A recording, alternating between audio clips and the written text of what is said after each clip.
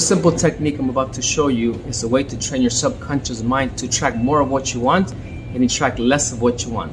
It's not so much about detracting less of what you want, because when you're transitioning from a lower self to a higher self, meaning from your emotions, your ego, your flesh, a lot of circumstances that come into your life, you may not understand why they're coming in. So now when you're going to a higher self, to a higher vibrational self, you're asking yourself, instead of being upset, emotional, I need you to put that to the side, your emotions, your ego, your body, step to the side to a higher frequency, a higher source, and ask yourself, what is this here to teach me? What is the situation here? How is it going to serve me? What am I going to get out of the situation? It's like the old saying, whatever you resist persists. So for example, you get a flat tire, you get loss of a job, loss of a loved one.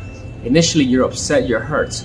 But if you say to yourself, you know what, this is here to teach me, this is here to serve me, how is these people serving me? You're going to teach your subconscious mind not only not to attract those same circumstances that come into your life, but you're going to be able to see that maybe that flat tire was there for a reason. It maybe helped you from getting to another wreck later down the road. And that loss of a job maybe led you to personal development, and that's part of the reason why you're watching this video now. Or maybe that loss of loved one left you because the love of your life is going to come in. So next time you find yourself in a bad situation, always think of the good, and you'll always find something good in it.